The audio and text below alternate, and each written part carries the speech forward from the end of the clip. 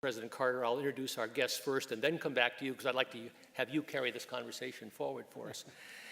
And I'd like to, on my immediate right, welcome Madam Xiaolin, who is the Vice President of the Chinese People's Association for Friendship with Foreign Countries.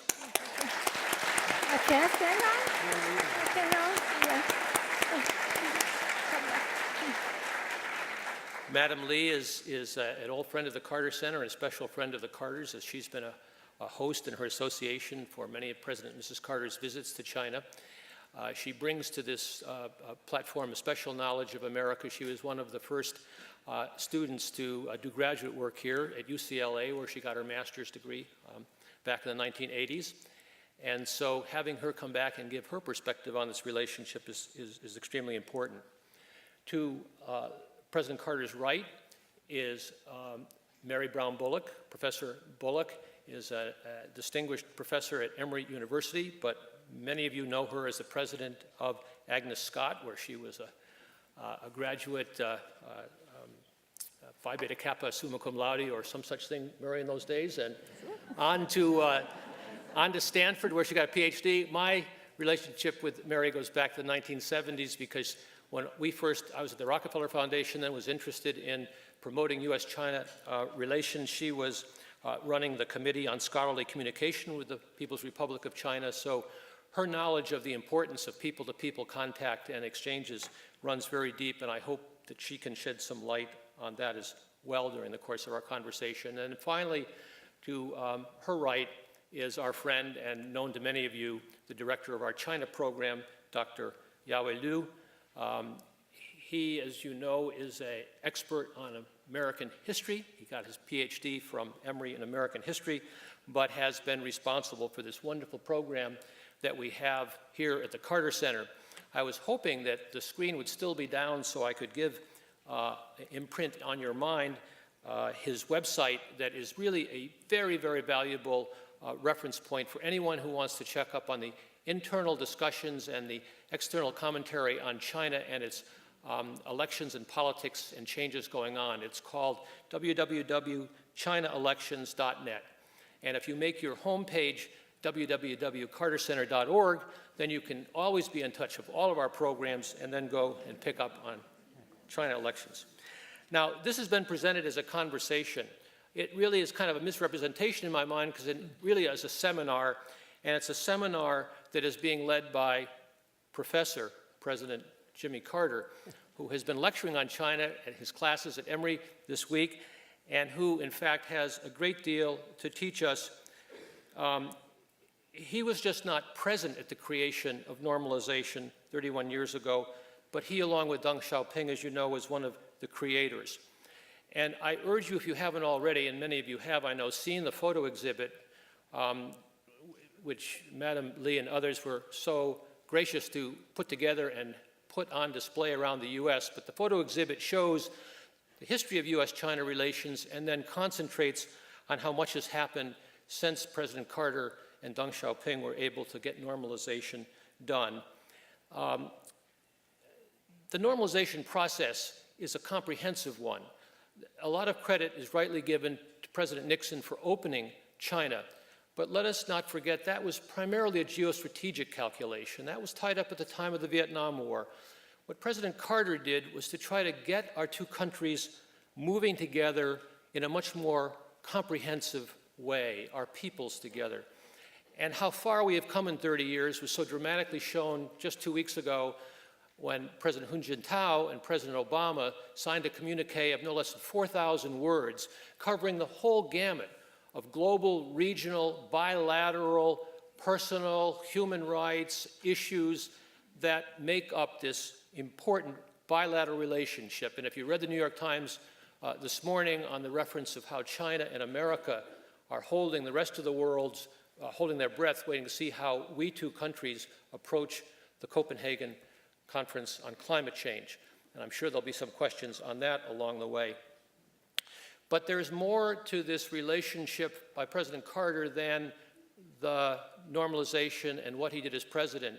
If you go and look at the museum that has been so brilliantly and beautifully renovated recently, the Presidential Museum, you get a flavor of the China connections that go back to his very boyhood, a time when China was run by warlords and his interest and compassion and interest in the Chinese people began, right through being a young naval officer and into his post-presidency, most recently a week or so ago when he and Mrs. Carter were over building houses in China for Habitat on Humanity.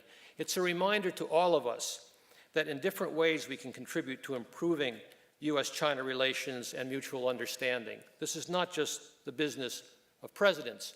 However, governments provide the enabling environment that allow for our citizens, for us citizens to act. So I'd like to begin tonight's discussion with the decision to normalize relations. How was it done? What were the politics behind it? Whether it has met our expectations, both Chinese and American, the current opportunities, challenges, obstacles to advancing that relationship, and what we might do to improve it. Now, rest assured, President Carter, that's not what I'm expecting you to answer all at once. What we'd like you to focus on is the normalization decision and what went into that decision, because my modest reading of U.S.-China relations is that we could have had normalization in 1949 when you were there, shortly after you were there, when the Chinese People's Republic was established, and the Chinese government would have liked it. But Dean Acheson, who studied this very carefully, you know, for General Marshall and President Truman, laid out the reasons why it would be really smart for the United States to respond positively to the overtures from China, but our domestic politics precluded that.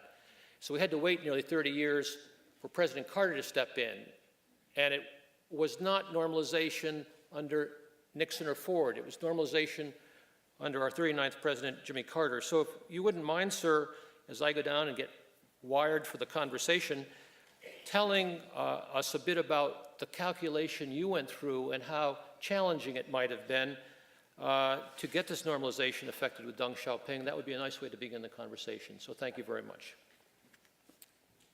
Thank you, John. Well, when I became president, I inherited a very disturbed relationship between the United States and China. That is, a lot of people who wanted to see us make the logical decision to have diplomatic relations with the mainland of China were very frustrated. And a lot of those who had cast their lot entirely with Taiwan were very self-satisfied because President Nixon had been to China in 1972 and had declared there was only one China, but refused and failed, as did his successor, President Ford, to take any action to move toward normalizing diplomatic relations with the People's Republic of China. And this was primarily because of tremendous pressure from the right wing of not only the Republican Party, but the American news media and the American business corporations and others who had formed alliances with their compatriots in Taiwan. So this meant that we were estranged still from the People's Republic of China. I entered the White House, though, with a predisposition to change that circumstance.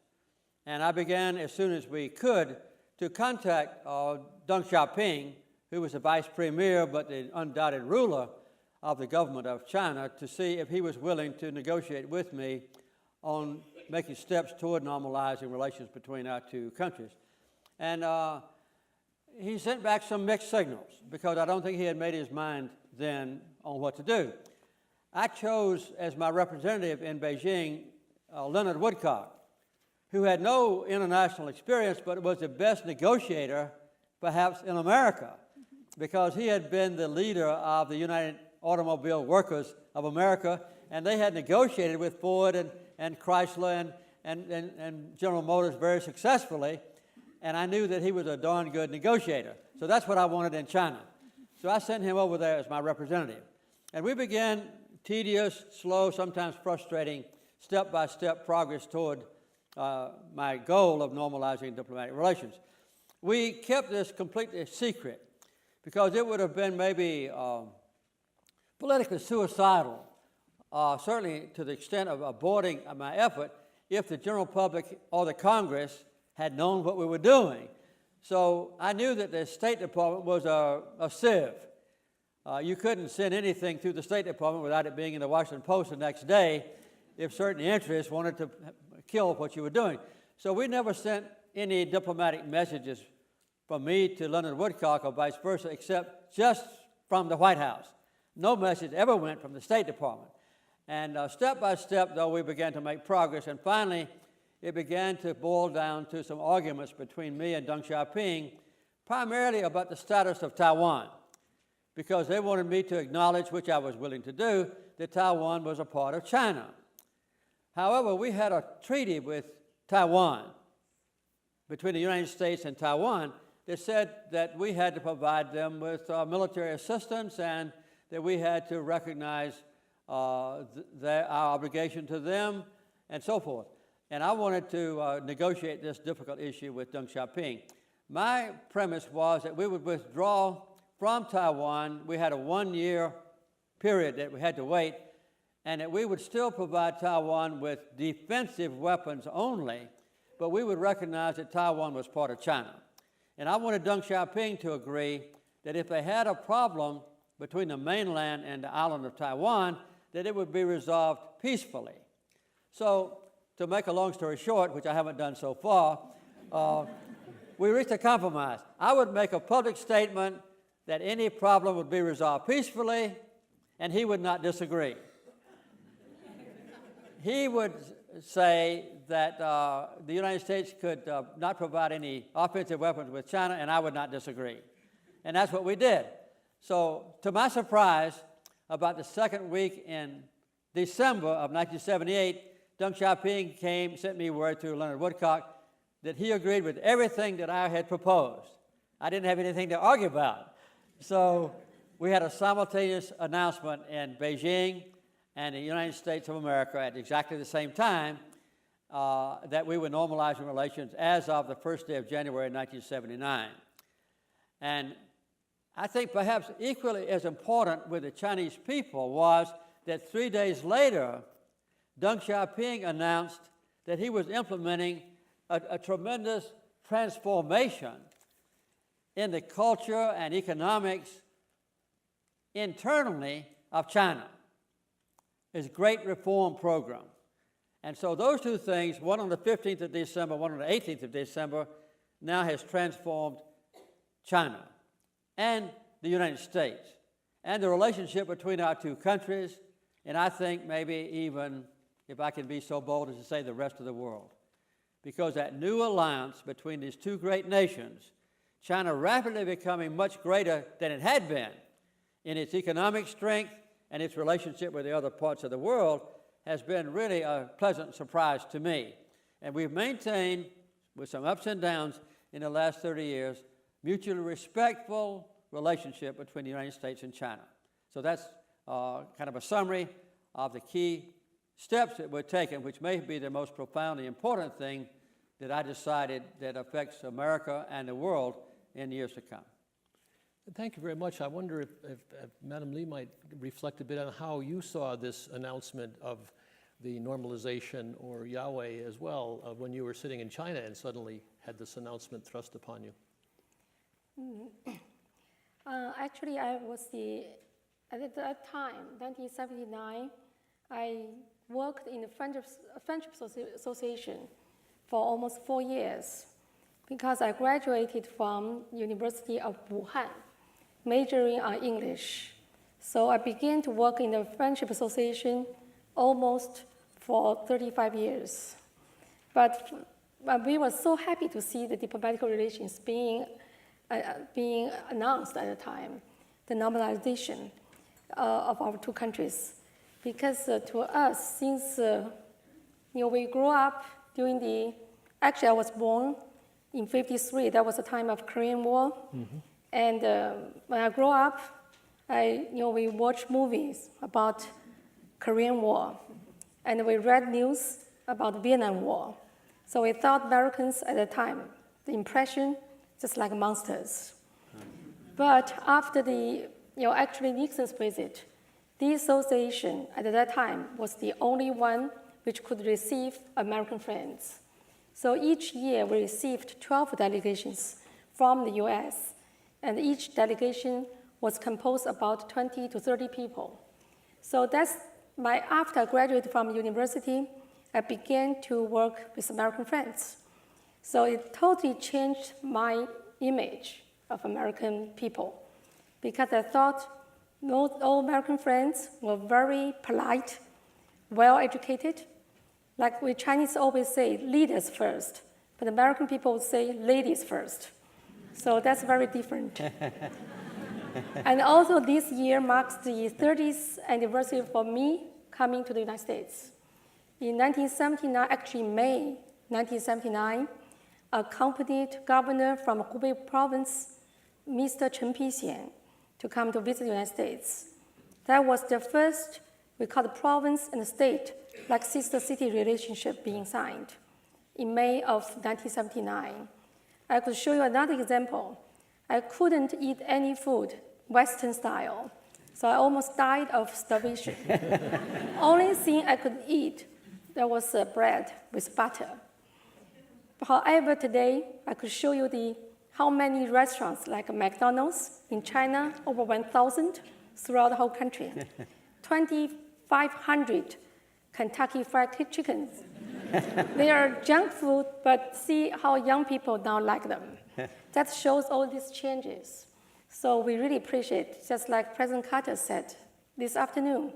He said maybe another 100 years, maybe 1,000 years, the relationship between China and the United States would still be considered as the most important bilateral relationship. So I appreciate that very much. As also, like you mentioned, our great leader Deng Xiaoping, who signed diplomatic relationship with you, the treaty, so communicate with you. We could also see the 30 years of Chinese government practicing opening up policy. So tremendous changes have taken place in China. So that all, we should say, it's not a coincidence, but it's true because of this relationship. Because all this cooperation with American people, American friends, China now makes such a big progress. Yes, that's true. Thank you. Mary, you went to China. Oh, I'm sorry, President Carter. Well, in July of 1978, I was in Washington at the National Academy of Science. And one night I received a phone call from Mike Oxenberg, who was on a plane coming back from China. President Carter had sent his science advisor, Frank Press, to China to demonstrate that the United States was interested in having extensive ties in education and in science and in technology. And this group was coming back from China. So I was asked to come to Andrews Air Force Base to meet the group. And I was told then that Deng Xiaoping had said that he wanted to send, at least beginning in January, 500 Chinese students to the United States, and we needed to get ready. This was, in my world at that time, absolutely unanticipated. For years, we had hoped that maybe you would have 5 or 10 students go from the United States to China, and vice versa. But suddenly, the thought that China was going to really open up its educational circles was unbelievable. Now, they never gave way that normalization was in the process of being discussed. Yeah. But I had a sense something was going to happen, as a result of that. Right. But John, to get back to your broader statement, I think the normalization process that President Carter put into place was really quite distinctive, because when Deng Xiaoping came, they signed many different agreements. It wasn't just a political relationship. There were many layers of both governmental relations, people-to-people relations, commercial relations. So clearly you envisioned from the beginning a really broad and deep set of relations with China. John, can I add a word? I'm not Please. trying to preempt. This is a conversation. You're our professor. Well, to follow up on Frank Press' visit to China concerning student exchange, when I was president, I rarely got waked up in the middle of the night by one of my assistants. But one night, about 3 o'clock in the morning, I got this telephone call from Frank Press, my science advisor, who was in Beijing, and I woke up groggily. I said, "Who is it?" He said, "Frank Press." I said, "What's the matter? Is something bad wrong?" He said, "No, He said, I'm with Deng Xiaoping. He's standing right next to me. And he's asked me a question. Can we send 500 students to be educated in American universities? And he won't wait for me to get an answer. He wants an answer now. And I said, you tell Deng Xiaoping he can send 100,000 students. And I hung up the phone. And within 3 or 4 years after we normalized relations, we had 100,000 Chinese students in American universities. So he was very surprised about that. He later offered to send me 5 million Chinese immigrants. I offered to send him 10,000 American news reporters. He said, no, you keep your reporters, I'll keep my people. I don't mind being interrupted by President Carter, because when you have two presidents, President Carter, President Bullock, two vice presidents, President Li Xiaolin and President Stremlau, I don't want to say anything. We all know who's in charge, Yawei. We all know who's in charge. On December the 16th, 1978, I was 18 years old. I was a sophomore in college. My wife is in the audience. We're of the same class. We're astounded to hear that the two countries are normalizing relationship. I thought either President Carter, there's something wrong with him, or there's something wrong with our great leader, because China and the United States, what are we talking about?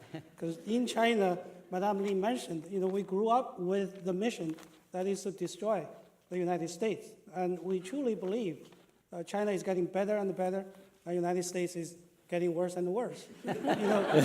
There is really no need for the two countries to come together. We're equipped with a language and will expose the vices and the corruption, degeneration of this country, and then we're going to be victorious. And I never imagined so many years later I would work, for President Carter himself.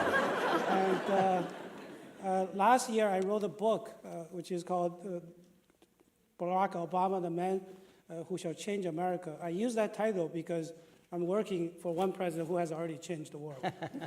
Lastly, there is a saying in China, 30年河东, 30年河西. So 30 years you're on the east side of the river, another 30 years you're on the west side of the river. So down the road, in another 30 years, United States and China, there will be so many ferries across the Pacific, we don't really mind which side we're on. We're going to be all together, and President Carter actually run the first ferry. So like so many Chinese or Chinese Americans here, we all thank you for opening the door that we're able to come to this great country. Thank you very much. Okay.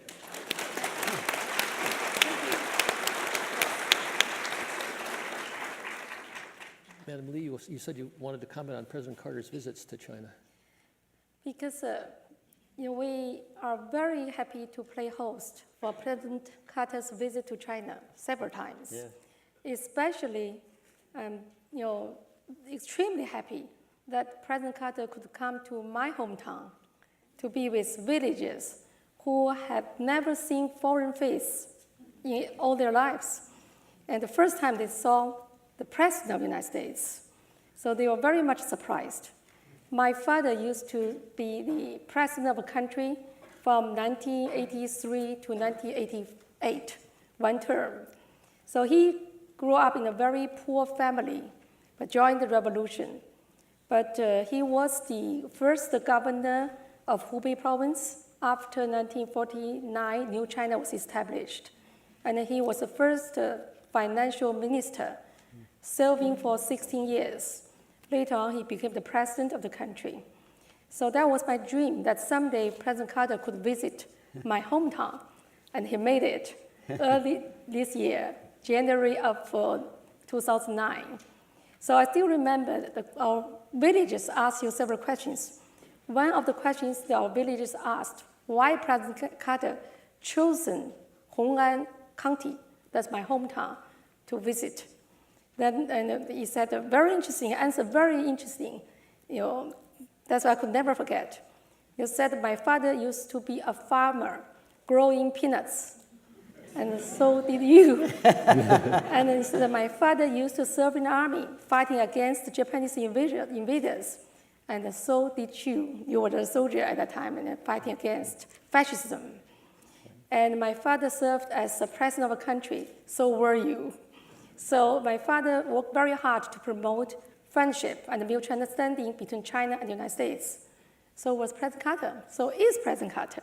So that's the answer I will never forget. Yes. So we thank you very much for promoting the friendship and mutual understanding between the Chinese people and American people. Thank you. Yeah. Thank you. You know, it's very important for leaders to exchange secret agreements that can break the ice. But the most important foundation on which future relations will depend is the personal trust that evolves between the people of America and the people of China. And the realization that grows among all people in the world that this is probably, I think without question, the most important bilateral relationship on which world peace and future economic progress depends. I was just reading the New York Times this morning, and one of the major articles in the New York Times, which I think John may have mentioned, is that European leaders are distressed because they have been in the forefront of the issue of global warming leading up to the Copenhagen meeting.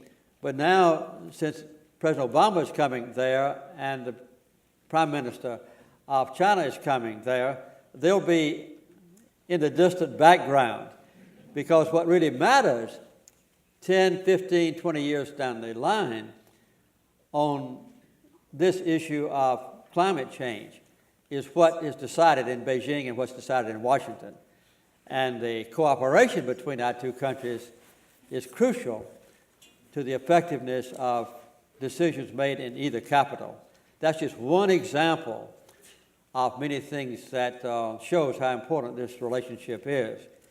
And I think all of Americans realize that when President Obama was in Beijing just recently, he realized we owe you $800 billion.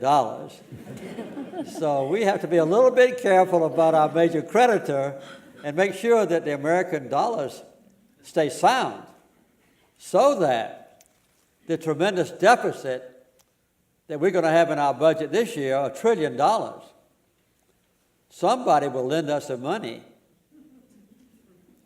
to pay that difference. And the main place we'll go to get the money is from China. So those ties of military cooperation and understanding and economic development and climate change and people exchange, all of them are rapidly growing in importance to ourselves and to the rest of the world. In the communique between Hu Jintao and President Obama, they did have reference to areas where they agree to disagree. A concern of yours that's over many years is human rights. It's important for our two peoples, I think, to realize that internally we have very complex processes. I think the Chinese are accustomed to seeing the kind of debates going on in the U.S. Congress and between the Congress and the presidency. But for us Americans trying to understand the increasing complexity of China, we rely on Yawei's website and other sort of avenues in. But it would be nice if you could talk a bit about President Carter. What kind of advice are you going to give in your next book when you reflect on your presidency and you're saying that President Obama has some of the same issues, including China? Do you have any thoughts on how to avoid misunderstandings that could arise over very sensitive internal issues? Well, yesterday I lectured in Mary's class, and one of the questions I got from a student was, how does the United States preach to China on human rights when we have Guantanamo prison still open, and the United States has been guilty of torture, even acknowledged by American leaders as legitimate, in prisons like Abu Ghraib, with horrible photographs made.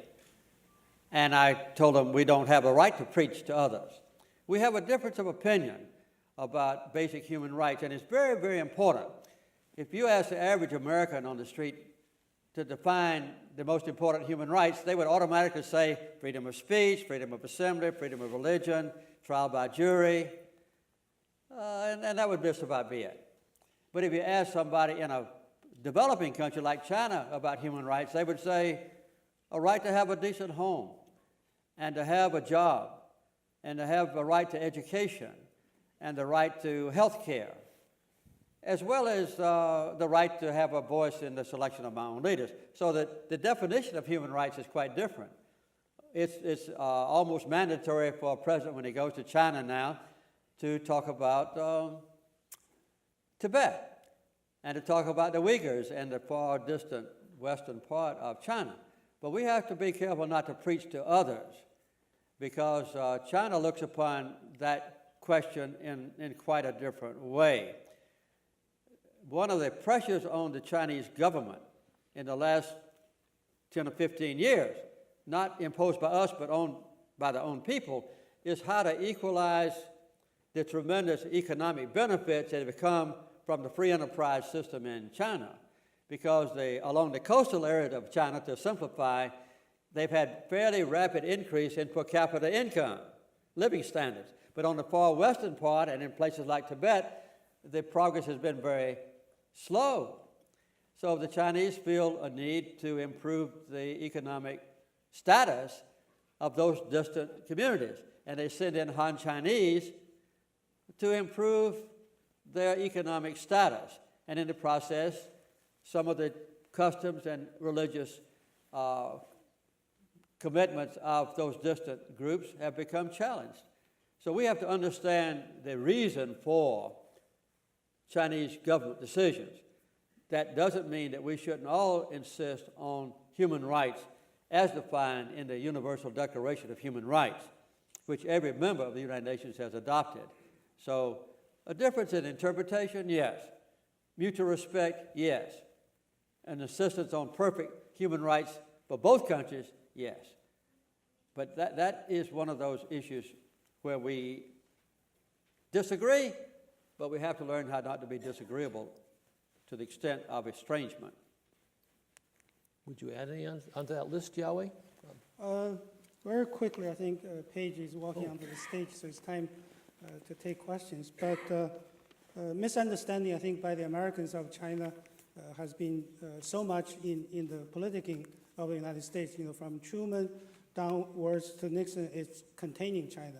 And from Nixon to President Carter, it's engagement of China. And then suddenly it became China has to be contained and engaged at the same time. So we call that congagement. And then President Bush in 2005 said, you know, we are actually responsible stakeholders. And then early this year, President Obama now is changing that perception of China into something called strategic reassurance.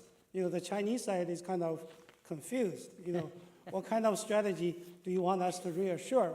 You know, in terms of bilateral relationship, you know, China has no intention nor capability to challenge the supremacy of the United States. So as far as the Chinese leaders are concerned, you know, we're not going to challenge the U.S., but the U.S. seems to be a little nervous, you know, indication of maybe China as a rising economic power is going to replace. So I think the two sides really need to come together and see the true intention of each other, and that intention is to improve the understanding of each other so that, as I mentioned, I think Madame Lee mentioned about McDonald's, you know, there's the theory of Golden Arch.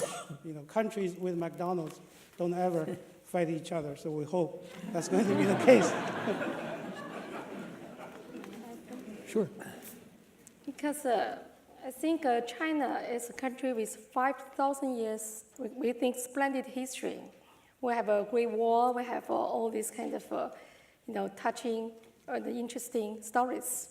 But United States, we think, is a country with, you know, you always consider yourself as a young country. To us, we feel, you know, it's really a great country.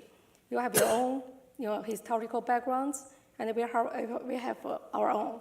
But we must find something in common, because China is a country with 1.3 billion population.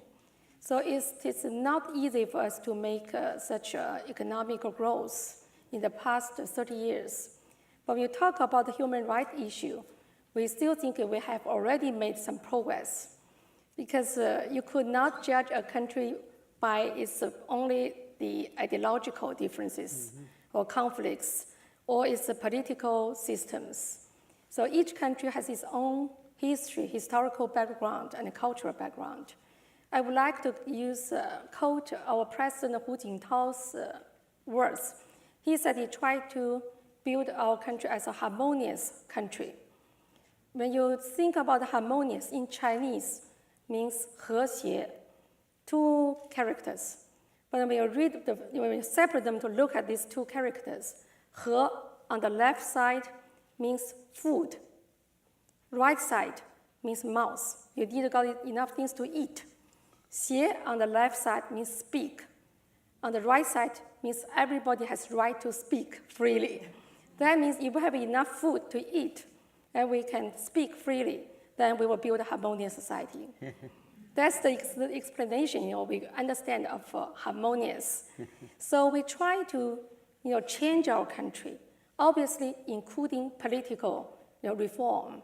But it just takes some time because we still have 70% of people living in the countryside. We try to improve their living standard.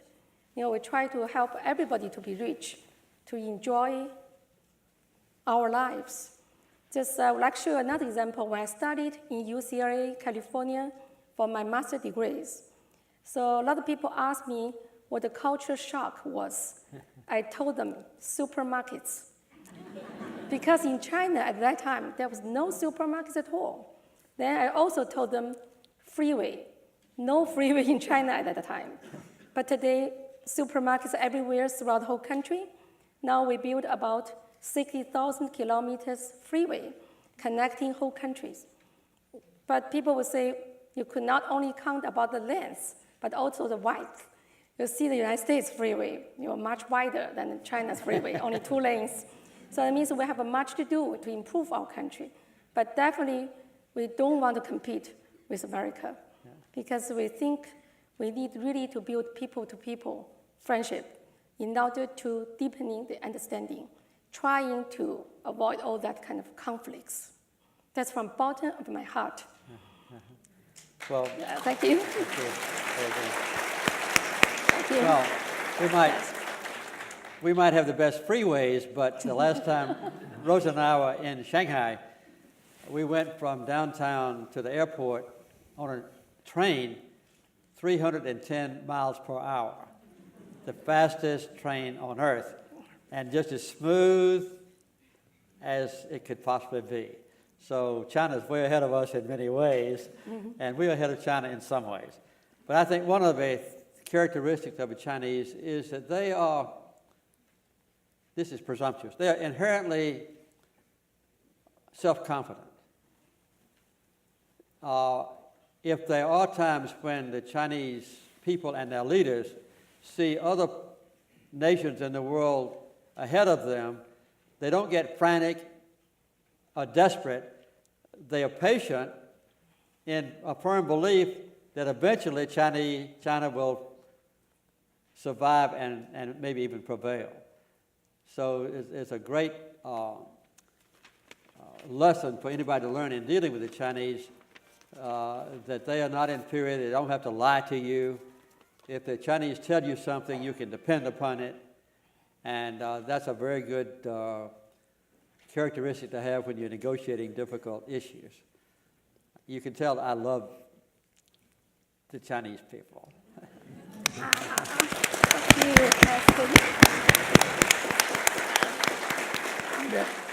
Mary, I know you love the Chinese people as well, and you are a veteran of exchange programs. And Madam Lee has talked about the importance of connecting our 2 countries in a historic context. And while China is an ancient civilization, 3 of us on this panel are older than the People's Republic of China.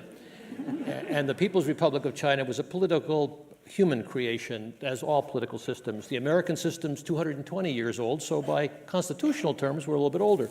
What would you tell students today who are really interested in understanding where China is moving in its grappling with the profound questions of political reform as well as economic reform to specialize? What do you think is possible for exchanges and for priorities today for young people who want to do well by Chinese-American cooperation in the long term with an eye on these basic need to get ourselves in the same wavelength on these important issues of political reform. You know, one of our students asked President Carter yesterday, what should I do with my life? You know, almost. It was almost, what should I do with my life? And President Carter said, the most important relationship is U.S.-China relations. And whether you're in business or education or government, you know, put your future there. I try to tell students, and there are many in the audience here, one of the most important things is to go and live in China and to go and visit China. When I speak to high school students, I say, you know, even if you just go for a week to Shanghai and try to stay a homestay, but just experience China, I feel that you have to experience the modernity of China at the same time you study about the government and the challenges that the government has. And you need those two things together, really. So when students study about the politics of China, one of the most interesting things is to talk about the trajectory of China since 1989. You know, at 1989, after Tiananmen, outside observers thought this government would collapse and would become a pariah government. No one could have imagined that China would have recovered so well diplomatically and economically. And so one of the interesting things to trace, really, is how has this government, the Chinese Communist Party, really learned from the mistakes of the past and tried to adapt to the current situation. Now, we might or might not agree with all aspects of this system, but watching and learning and really trying to understand what has happened, I think, is absolutely critical, so that you don't come in with just a knee-jerk kind of reaction. Mm-hmm. Thank you. We have had some questions from the audience. I'll ask a couple of them now and see how far we go. One of them is particularly appealing to me from the Carter Center perspective. China has become heavily involved and invested in Africa and Latin America in recent years. What roles are China and the United States complementary or contradictory on these two continents? Do you have any thoughts on that, President Carter? Well, yes, the Carter Center has had, still has relationships or projects in about 70 countries. And we travel a lot. I've probably been in 15 countries in the last month. And everywhere you go in the world, whether it's in Latin America or Africa, no matter where, you see the burgeoning presence of China, sometimes in a very benevolent way. We've been in several countries, for instance, that were preparing for a major soccer tournament. And we see a new stadium being built, and the leaders tell us with a great deal of pride and appreciation, it's a gift of China. China provided the money and the workmen and built this stadium for them. And obviously China has other projects where the government pays China to do very superb construction. So China's developing not only economic ties with countries that in the past were outside their purview or interest, but also ties of trade and commerce that are going to be permanent. And one thing that China is looking for with a prospect of enormous expansion economically is raw materials. And that includes not only oil, we hear a lot about oil, but also zinc and iron and gold and bauxite to make aluminum and everything else. So China's making investments there, and not only in minerals of that kind, but also in agriculture products to make sure China has a future supply of adequate soybeans, for instance. So they're making major investments in Brazil. We see this all over the world. And it's a rapidly increasing Chinese presence. I don't see this as a threat to America, but I do see it as a demonstration that in a very quiet way, China is expanding its influence in the world much more broadly and rapidly than the Chinese leaders are willing to acknowledge. They are really aggressive and ambitious in planning the Chinese presence of friendship and trust and mutual benefit all over the world. And I think it's good for the countries involved, and it need not be a source of alarm to America either. Would you like to add to that, Madam Lee? Because I know you're responsible for a lot of exchanges beyond just the United States. I would like to say a few words about the Friendship Association, where I've been working for 35 years. So the Chinese People's Association for Friendship with Foreign Countries was established in 1954. So we have a history of about 55 years. So in the past 55 years, we have already established friendly contacts and communication with less than 600 NGOs within 140 countries in the world. Not only United States, but other countries, obviously, including African countries. I thought we were the only ones. But I'm in charge of American affairs. But we have a lot of exchanges between China and other countries in the world. I will show you another example. We are authorized by the State Council to coordinate Sister Cities program. So since 1975, we have already established 1,600 affiliations between China and other cities or provinces or states in the world. Through this project, all kinds of exchanges being carried on, including agriculture, including educational, sports, so on and so forth. So a lot of exchanges, we have been doing. So next year, we will host the second International Sister Cities Conference during Shanghai Expo, in the World Expo. So we definitely hope President Carter could join us. You will meet some African friends, mayors or governors. So that will be in September of 2010. So I will see you there. I think it would be a mistake not to mention the fact tonight that under Yawei Liu's leadership, the Carter Center has very close Yes. ties with China, a contract with the government of China for the last 10 years. We monitor the elections in little villages, for instance. There are about 600,000 little villages in China, more or less, with 900 million people living in them. And they're not part of the Communist Party system, but they have very beautiful democratic elections, which we monitor. And we now are expanding our relationship with the government of China to help with economic development in those little villages, and also cooperating with China in an interesting way in trying to improve agricultural production in Africa. Yes. So here, United States, the Carter Center at least, and China will be working to improve the lives not only in the little villages of China, but also the little villages of Africa. Those are very wonderful opportunities for us to get to know the Chinese in the best possible way as equal partners. It certainly is, and we hope that this can expand, and perhaps one way to think about this is having American students and Chinese students sometime go to a third country to create a more triangular understanding, because we're trying to exist in a very complicated world.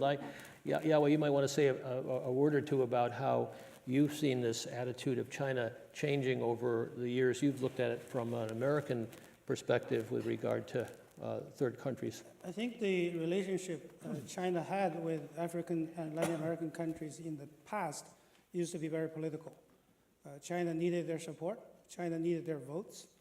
Even before U.S. and China normalized the relationship, China actually was carried into the United Nations, despite U.S. objection, by the votes from African and Latin American countries on their sedan. So China has always been grateful to the support from these countries. Now that relationship has changed more and more to economic after China has become an economic powerhouse. But I think China does need to look at that. There is the shift that this relationship is becoming once again social and political. There is no denial that China's assistance to African countries and Latin American countries are huge and massive. But there is also no denial that the way that China is providing these assistance is a little bit different from the World Bank and other Western countries, in terms of sustainability, in terms of whether there's any pressure on the receiving end of the assistance, that whether you need to reform or not. I'm not saying the Western way is a better way or the Chinese way is an inferior way, but the Chinese leadership should need to look at this, is whether your assistance to these countries will actually benefit the people that are supposed to receive these benefits, creating jobs and employment and other things. I think this is something probably Chinese leaders and Chinese people should pay some attention to. Mm-hmm. John, you asked a question a while ago about differences between the United States and China. I think one of the most highly publicized differences is in the United Nations Security Council, where the United States shares with China and with France and Great Britain and Russia the right to veto any resolution in the Security Council of the United Nations. And we have a very eager American policy of trying to have United Nations decisions that tell other countries what to do inside. Sometimes it's very beneficial. Now we're trying to get Iran, for instance, to stop processing nuclear fuel. And in the past we tried to get Sudan to stop abusing the Darfurians and so forth. I don't mean to criticize the United States, but we insist on China joining with us in condemning the government of Iran or condemning the government of Sudan, and the Chinese won't do it. And that causes some argument and dissension and criticism among American political leaders and American people and news media of China. But China has, I think, an unalterable aversion to intruding into internal affairs of another country. And the main reason is that China doesn't ever want the United Nations to intrude into internal affairs of China in dealing with Taiwan or in dealing with Tibet or in dealing with the Uyghurs and so forth. So that's going to be a permanent difference, which could be serious on occasion, but which we have to accept. I can't envision in my lifetime China changing that policy, because that's a deeply ingrained policy of the Chinese government leaders and their people. It is an irony of history, though, is it not, that China, which is a People's Republic and was once part of a global communist movement, is now defending, in the name of sovereignty and territorial integrity, a 17th century European construct and concept. And it's a very conservative one in a globalized world. So I guess this gets back again to how we understand our respective dynamics internally, because I sense that the Chinese youth are very nationalistic, very easy to be aroused if they think we're interfering in their internal affairs or ours. I wonder if that impression that I have about the constraints on leaders in China due to a grassroots concern about China's pride, your point that this would go on, is in fact the right one. Is that a concern? True. That's true, because Chinese people really show great concern about the territory unification. Because ever since 1840 Opium War, China was invaded or bullied by the other foreign countries, capitalist countries. So even some of the older people still remembered during the World War II time. So in Shanghai, a lot of concessions because of all this Opium War. And a big board there saying Chinese and dogs are not allowed to get into the park. So they still remember this kind of very sad and terrible memory. So it's kind of when you talk about territory unification, so it's a very sensitive issue, not only for older generation, but also for the young people. That's because I think from the history we went through. But today we are very happy to see that the living standard of people being increased dramatically. And now a lot of people think China now should take an even more important role in all these international issues.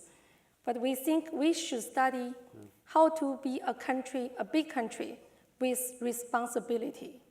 So we're weak in some, still we are not that rich.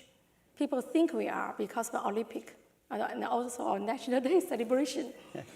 However, when you see the people who live in the countryside or in the remote areas, Still, we have a lot of things to do. But when you see, generally speaking, our GDP grows very fast. Even this year, probably will be 8 point something percent.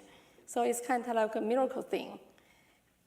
But we, still facing a tremendous challenge, especially when you talk about these international issues like climate changes, the global warmings. We should really notice that we are a big country with such a big population, but we should be a big country with responsibility. We must work with other countries because one country cannot solve global warming, this kind of issue. One of the interesting things that Rose and I noticed this week before last, we happened to be in Vietnam. And one of the things that Deng Xiaoping told me when he was in China, in the United States in January of '79 was, very secretly, just he and I and the interpreter there, I'm going to invade Vietnam. Yeah. And I said, please don't do it. We've already had war with Vietnam, don't do it. He said, we have to teach Vietnam a lesson. And I said, well, how long are you going to stay in Vietnam? And he said, I don't know yet. I said, well, please make it brief. And he did. He was only there just for a couple of weeks, but he had to teach a lesson. But the fact was that the president of Vietnam with whom we were meeting was very proud of the fact that they have good relationships now between Vietnam and China. And if you look down the list of all the controversial nations in the world, China has good relationship with them all. China and Iran, China and Burma, China and Vietnam, China and North Korea. You could go down a long list. It would be hard to find any country on earth with which China does not presently have good diplomatic and trade relationships. I think we could learn some lessons in that respect because a lot of those countries, we don't even speak to them. We don't even talk to them. We don't communicate with them. We don't try to resolve our differences through diplomacy. We are also learning, changing our concepts, especially for our business people. We have an old Chinese saying, when you do business, we always say, 你死我活. That means you die, I live, survive. Yeah. But today we try to learn win-win situation. So no party should be killed by, whatever you do. We should try to find, common interests and be beneficial from both sides. That's where we really learn this kind of things. Yeah. When you do business, you should let other people making money, and you also make money. Be happy. That's something we want to, new concepts. President Carter, when you normalized with China, did you call other leaders of the world who might have an interest in that relationship, like the Prime Minister of India? I did. I called, first I called Brezhnev in Russia, Soviet Union then, because I knew that he would be up the wall, which he was, to see a possible alliance of the United States and China against the Soviet Union. And obviously I called the premier of Japan and India, China's direct neighbors, and South Korea, as well as others. Those are the ones that I called personally. But that was a very important thing then for many nations that had relationships disturbed or friendly with China to think that the new relationship between China and the United States would adversely affect them. So we had to reassure them that it was a peaceful commitment. And then later that same year, in '79, I met with Brezhnev to negotiate an arms control agreement, SALT II, and the main concern he had was the new relationship between the United States and China. This was although that was not my intention, that was a major backbreaking development for the Soviet Union in their competition with us in the Cold War. And they were losing all over the world, as a matter of fact, but that was the main thing about which they were concerned. Another thing to get to a more personal basis between differences between the United States and China, we discussed this in Mary's class yesterday, is the savings rate. I noticed the recent data that just came out this week. An average Chinese citizen saves 50% of the family income in savings bonds and investments and so forth. The savings rate in the United States now is 0. When I was president, it was 7%. But now, in the last number of years, it's dropped down to 0. We save nothing on an average American family. So this means that in the future, China's going to have more and more savings of the Chinese people, which we're going to have to borrow. And eventually, eventually we're going to have to do something about that in the United States. And it's going to be a very difficult political decision for American leaders, either to cut back on expenditures or to raise taxes to balance our budgets. We've reached an alarming level of federal debt. And the Chinese, on the other hand, have enormous surpluses that they can use to stimulate their own economy or to invest in rapidly improving their alternative energy sources. They are in the forefront of wind power and photovoltaic cells, solar power, and so forth. So they have the freedom now to invest. So we're going to be in competition with the Chinese, and I think we're going to have to do some self-correcting in this country to make sure we can compete successfully and peacefully.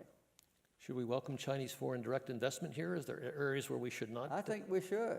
Sure, I think the more mutual investments we make, let them equal our investment in Kentucky Fried Chicken and Walmart and Coca-Cola sales.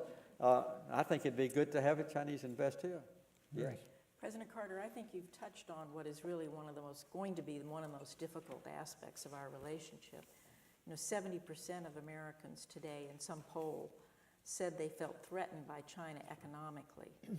And if you think back to the challenges that you dealt with earlier, whether it was Taiwan or human rights, those were really issues Americans cared about, but they were not gut-wrenching domestic issues. And now we're really looking at a gut-wrenching domestic issue.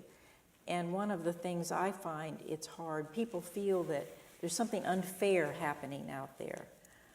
It's very hard to take just the point of savings, which you've made.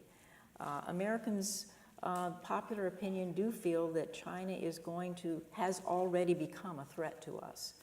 And so why should we help them, for example, with technology for green technology? China has all this money. Why should we put money into the bank for China to spend to improve its green technology? How do you think we can work our way through this over the next 5 years or 10 years without really coming into ongoing tension and conflict? Well, I think we need to basically give up our effort to change what's happening in China. And to be repetitive, what I just said a few minutes ago, we need to start correcting our own economic circumstances in our own government.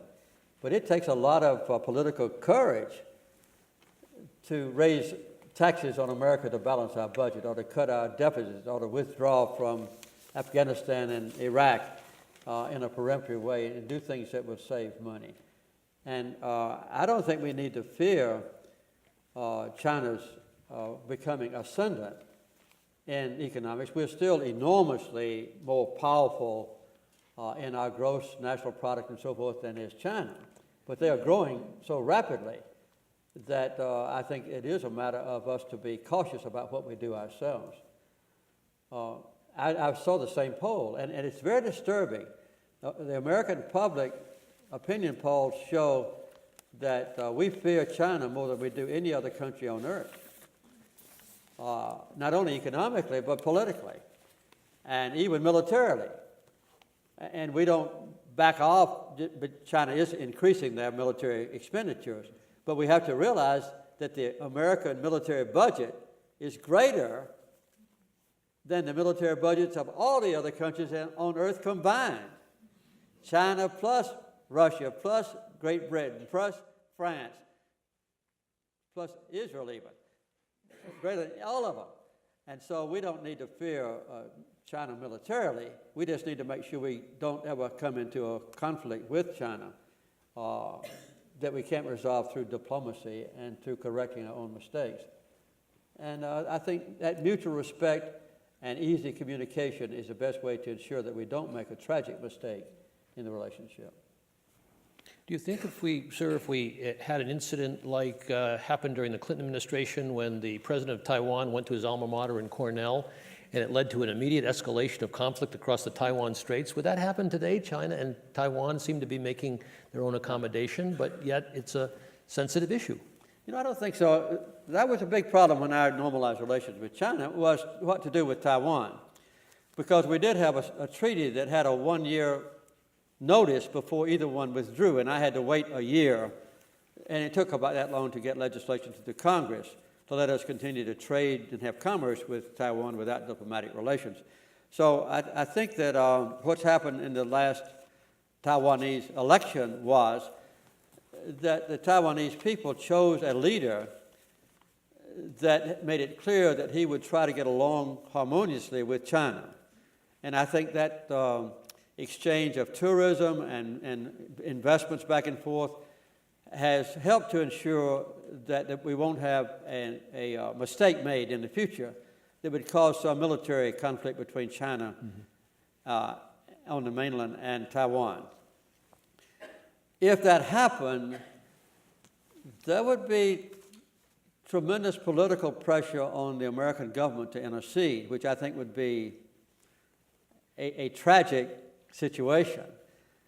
But I remember in the days of John Kennedy, when he was debating on television with Nixon, one of the main things was Quemoy and Matsu, two little tiny islands between Taiwan and China. It was the number one international military issue between Nixon and Kennedy. Well, I think that my normalization and my commitment that we would continue to deal with Taiwan every way except diplomatically, and at the same time recognize that Taiwan was part of China, which confirmed what Nixon said, was a premise or a formula that can survive in the future. And to add on to Mary's point, to keep this theme a little bit about how we avoid misunderstandings, President Obama has got to hold 60 votes in the Senate in order to pass health care. And there are a lot of Democratic senators who don't like this trade issue with China, who want to see protection, who want to see tires. Can a U.S. president manage this relationship under these circumstances? And is there a danger that the Chinese would miscalculate our actions in that regard, which are really driven by the concern about health care? Are you asking me? Yeah. Well, I'm not talking to myself. well, the main thing we are insisting on now for China economically is that they increase the value of their currency, the yuan.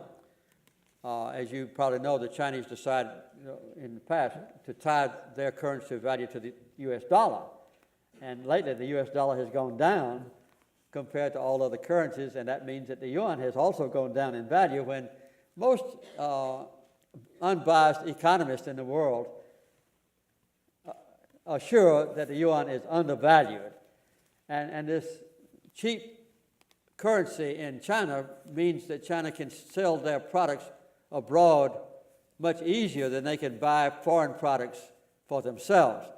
And since we have an enormous negative trade balance with China, we buy much more from China than we sell them. It kind of aggravates that problem. But it's a sovereign country.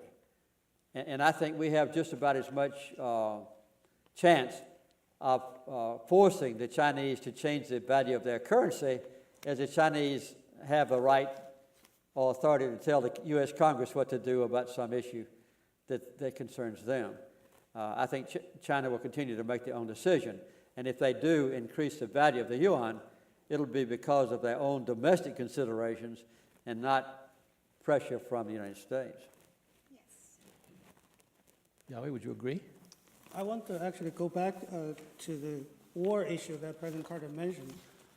Deng Xiaoping is really smart, because when he came over here, he already made the decision to invade Vietnam, but he wanted to come over here to show that there is solidarity between the United States and China, so that Moscow could not really act. I wrote one of the papers when I was at Emory, but that's not my point. My point is on the treacherousness of ideology. Vietnam and China and Soviet Union used to share the same ideology. It didn't prevent them from going into conflict, even to fight a war.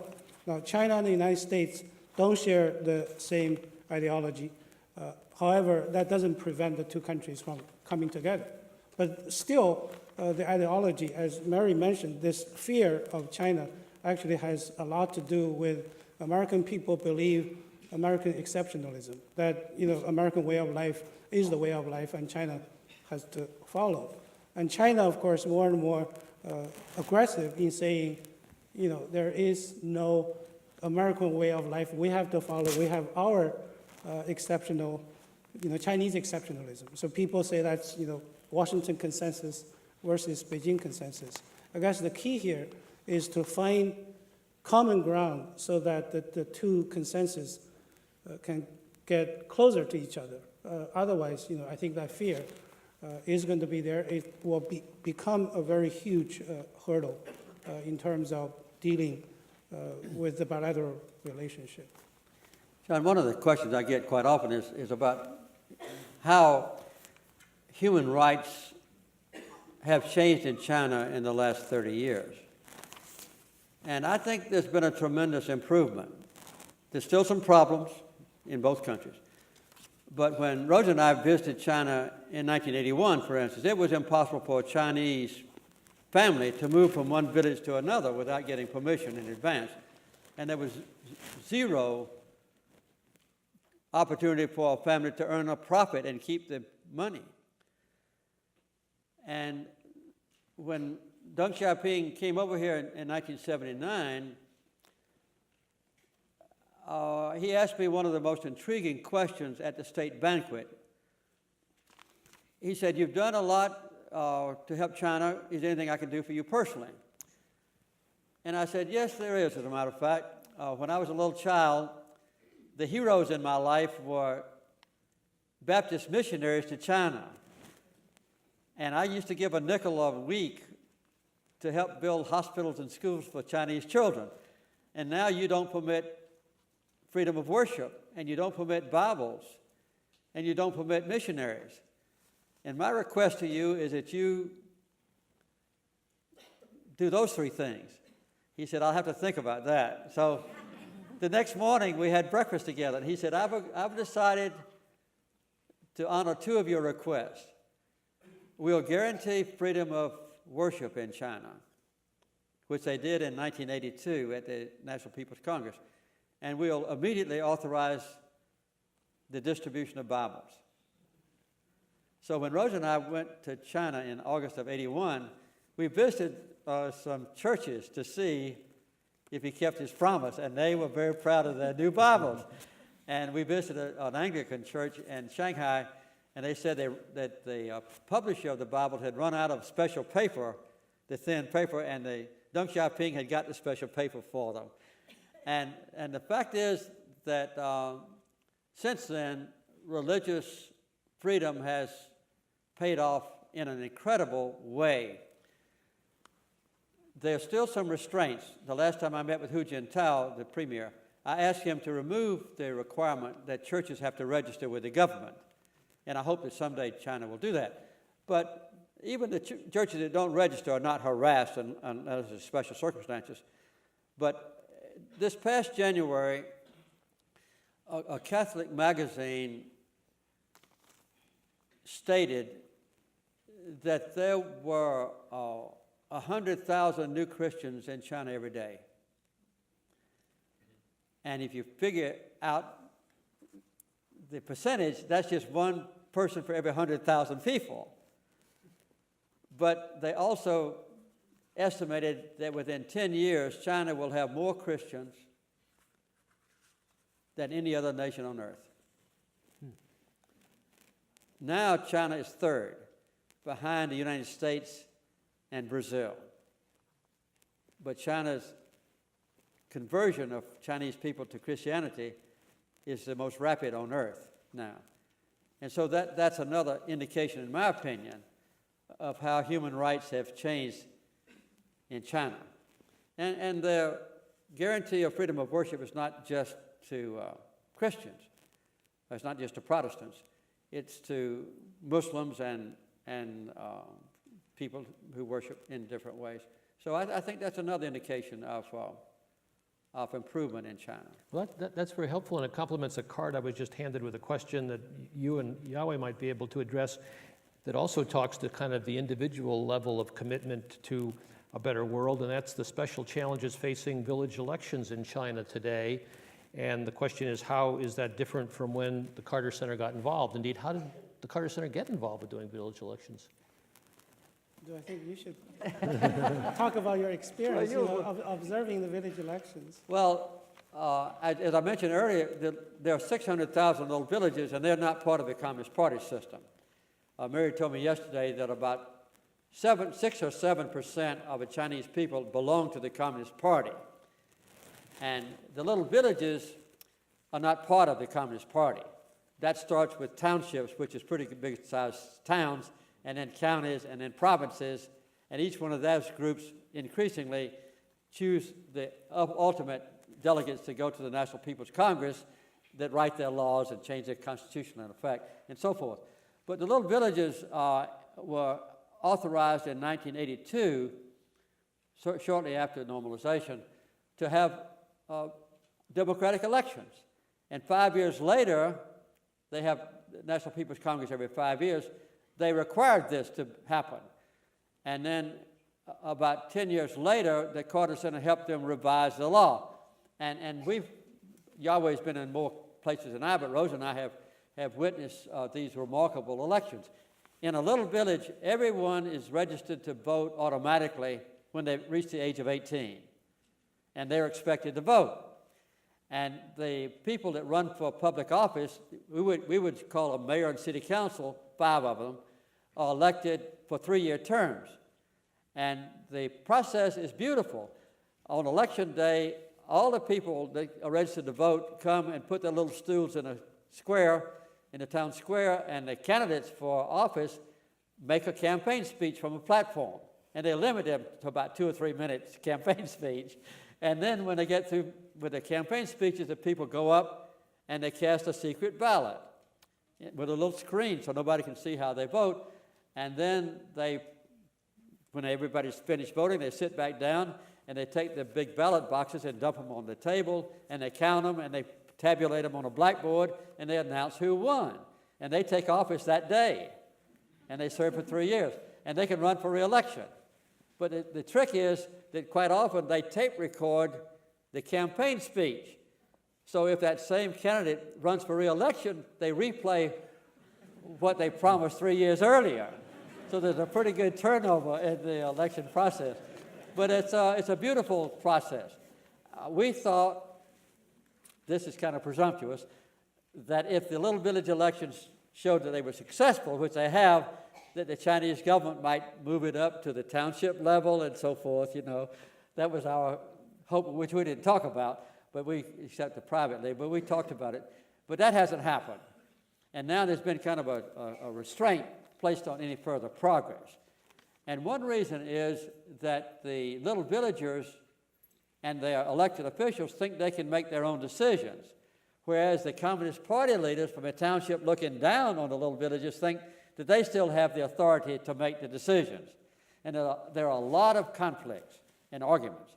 If there's a decision made, for instance, to put a factory near the little town, the Communist Party leaders probably know about it, and they try to go in and they decide where it's going to be placed and confiscate the property, where the little villagers think they ought to make the decision themselves. So there are a lot of those conflicts taking place. So that's one reason it's kind of slowed down the process that we experience. But the Chinese have adopted that little village election policy to the extent that the National People's Congress is now revising the law to improve it, not to do away with it. So I think that still 900,000 Chinese people, which is a large part of it, 1.3 billion, have experienced themselves the chance to participate in democratic elections. Yawei, anything to add? No, I think President Carter has said it so beautifully that these elections are indeed very beautiful. And 900 million Chinese villagers do vote every 3 years. And recently, I think, in addition to what President Carter has said, one concern is there is more and more vote buying among these villages. So we talked to the Ministry of Civil Affairs and said, what are you going to do with these vote buying? They told us there are two things. Number one, vote buying actually is a sign of the competitiveness of these elections. If these elections are not competitive, who will care to pay the voters to get them elected? Number two said, actually, the law itself is a little insufficient because the law doesn't define what vote buying is. So they need to amend the law, which is now will be debated, I think, sometime this month. And hopefully by March of next year, the amended law would be promulgated. So once they have a better definition of what is vote buying or rigging the election, as well as punishment for that, this could have been corrected or things are going to improve. Thirdly, President Carter mentioned, our wish actually is to see village elections being elevated to the township and to the county. That's the same wish of the Chinese leaders. When Peng Zhen, we all call him the godfather of village elections, when he tried to get the law passed, he basically said the villagers will learn how to run their villages, and then they're going to learn how to run their townships, and then they're going to learn how to run the counties. And Premier Wen Jiabao last year at the United Nations, when he was interviewed by CNN, he said the same thing. So it's the wish of the Chinese leaders, it's the wish of you, and we're all keeping our fingers crossed to see that wish come to fruition. Thank you. We're running a little time. I got a question for you, Madam Lee, and a question for Mary Bullock that you might struggle with as in our concluding comments. One questioner asked, who do you think are the best ambassadors for Chinese culture? And another asked, how can we citizens of the United States help further U.S.-China relations and vice versa? So perhaps you and Mary might have the last words in this exchange. The first one, who was the ambassador? Who do you think are the best ambassadors for Chinese culture? President Carter? Yes, I think so, because after all, it's already a joy for us to listen to his comments, his speech, because I think President Carter really understands China and Chinese history very well, especially even today, because he witnessed all the changes happened in 30 years. We actually admire and respect him a lot. That's why we invited him to come to the opening ceremony of our photo exhibition, which we commemorated the 30th years anniversary of its establishment, diplomatic ties, early this year. And also we now have a closing ceremony here, because we really thank him a lot for the signing the diplomatic relations with China. Absolutely, I believe President Carter would be cultural ambassador who really made a great contribution to the relationship. Mary, any last Well, word? I think the future of U.S.-China relations lies in the hands of the young people of America and of China. And I think China has a very strong sense of generational cohort in terms of bringing in a new leadership group every 10 years or so. I think our young people today in this country and in China don't really know each other that well. I think these are different generations. And so I was delighted that President Obama seems to have committed to send something like 100,000 American students to China. We know many Chinese students are coming here, but I think forging ties between the 20-year-olds and the 30-year-olds in this country is really how you'll shape the future. I would like to add. Yes. Because we really pay a great attention on young people exchanges. For example, early next year, we are planning to bring senior high students from Beijing to visit Hawaii, BYU Hawaiian campus. And we will host the speech contests, kind of dialogue with American students with the university where President Obama used to study there. So we will let the students to speak, this time in English. How do you think about China and the United States? And we will bring them not only to Hawaii, BYU campus, but also to Washington, D.C., Sidwell School. They have a very special, class for teaching Chinese. And we hope those students can meet President Obama because his daughter now is studying there. So we think we pay great attention on young people's exchanges. We have been doing this for almost 10 years. And we have already brought 2,000 Chinese young students coming to the United States. So we will continue to do so. I think we're on the same wavelength here. Well, Yes. and we are close to the end of our time, but is Dr. Lubing Gu in the audience? Professor Gu, thank you very much. Because you're not mic'd, I'm going to have to do this from the stage. Professor Gu is president of the Atlanta Chinese Students and Scholars Association and president of the Atlanta Chinese Life Association. And I was asked on the behalf of the association to make a small presentation of President Carter after reading a very brief statement, which is, thanks to the establishment of the U.S.-China diplomatic relations, we have the opportunity to study and work at Emory University. Hopefully, with our efforts, we can contribute more to the development of science and world's prosperity and peace. In order to celebrate the 30 years anniversary of China-U.S. diplomatic relations, we have organized 3 large-scale photo exhibitions. They were exhibited in downtown Atlanta, Emory, Georgia Tech, Georgia State, University of Georgia, and other universities. These events attracted more than 30,000 visitors. It showed China's ancient civilization, reform and opening up, economic takeoff, and many other aspects. During these events, lots of Americans and internationals expressed their willingness to visit China. Welcome to China, and I guarantee you will love it. So thank you very much, Professor Gu, and I believe, maybe you can present this, Billy, to President Carter. Very good. Thank you. I know. Thank you very much. I'd like to thank you all for coming this evening. Of course, I want to thank our wonderful panel, and especially President Carter, for sharing with us his firsthand experience in building this wonderful partnership we now know as the U.S.-China family. And so thank you again for coming. This will be broadcast live, webcast on and future conversations are on the Carter Center webcast. The next Carter Center conversation is the mental health crisis in Georgia, featuring our mental health program on February 16, so please mark your calendar. More information can be found, of course, at our website that I mentioned before. And thank you all very, very much for coming, and thank you.